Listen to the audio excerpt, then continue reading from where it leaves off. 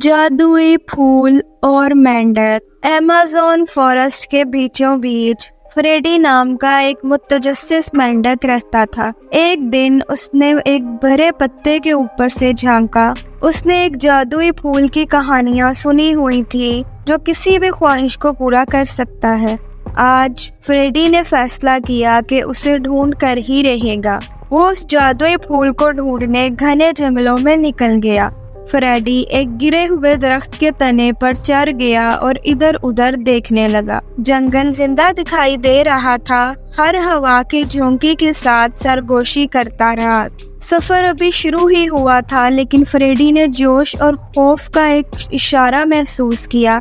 جیسے ہی فریڈی ایک خوبصورت رنگ برنگے پھولوں سے بھری ندی کے قریب پہنچا، اس نے ایک نرم آواز سنی۔ ندی بولی، پھول ڈھونڈنے کے لیے تم مجھے پار کر جاؤ، لیکن میرے پھسلنے والے پتھروں سے بچنا۔ فریڈی نے ہاں میں سر ہلایا اور اپنی تلاش جاری رکھنے کا عزم کیا۔ فریڈی احتیاط سے ایک پتھر سے دوسرے پتھر پر چھلانگ لگا رہا تھا۔ اس کے چھوٹے چھوٹے پاؤں گیلی سطحوں پر پھسل رہے تھے۔ جیسے ہی وہ گرنے والا تھا، اس نے اپنی لمبی زبان سے ایک قریبی شاخ کو جا پکڑا اور یوں اس نے اپنے آپ کو گرنے سے بچا لیا۔ دوسری طرف فریڈی کو ایک تاریک سرنگ ملی جو جڑی ہوئی شاخوں اور موٹی بیلوں سے بنی تھی، جس پر رنگ برنگے خوبصورت پھول کھلے ہوئے تھے۔ بغیر کسی ہچکچاہٹ کے وہ اندر داخل ہوا۔ گھنے سائے اسے پوری طرح نگل رہے تھے۔ اندر سرنگ سیاہ تھی، لیکن جلد ہی فریڈی نے ایک نرم چمکتی ہوئی روشنی دیکھی۔ جیسے ہی فریڈی سرنگ سے باہر نکلا، ایک خوبصورت گھنا جنگل جہاں ایک بہت بڑے درخت کے اوپر شاخوں پر چمکدار کیڑے لٹک رہے تھے، اس کے راستے کو ہلکی نیلی چمک سے روشن کر رہے تھے۔ اچانک فریڈی کے راستے میں ایک بڑا سانپ نمودار ہوا۔ سانپ بولا، تم پھول ڈھونڈنے آئے ہو؟ فریڈی نے سر ہلاتے ہوئے ہاں میں جواب دیا۔ سانپ بولا، پہلے تم میری پہیلی کا جواب دو۔ اگر تم نے صحیح جواب دے دیا تو میں تمہیں جانے دوں گا۔ اگر تم نے مجھے جواب غلط دیا تو میں تمہیں کھا جاؤں گا۔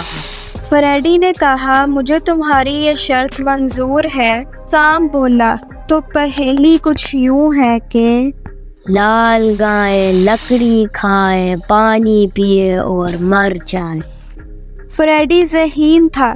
اس نے کچھ دیر کے لیے سوچا اور سانپ سے کہا، اس کا جواب ہے آگ۔ سانپ نے فریڈی کی طرف مسکرا کر دیکھا اور اس کے راستے سے ہٹ گیا اور فریڈی کو آگے جانے دیا۔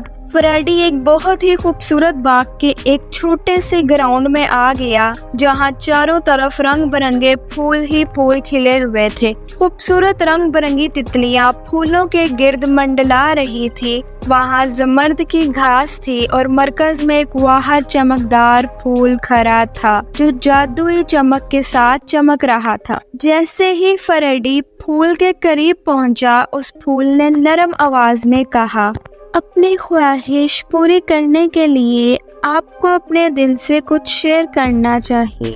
فریڈی نے اپنے دوستوں اور خاندان کے بارے میں سوچا اور کہا، میں چاہتا ہوں کہ جنگل میں ہر کوئی ہمیشہ خوش اور محفوظ رہے۔ پھول چمکنے لگا اور فریڈی نے جنگل میں گرمی پھیلتی محسوس کی۔ وہ جانتا تھا کہ اس کی خواہش پوری ہو چکی ہے۔ فریڈی مسکرایا، ہلکے دل کے ساتھ گھر واپس آ رہا تھا، اپنے ایڈونچر کو اپنے دوستوں کے ساتھ بانٹنے کے لیے تیار تھا۔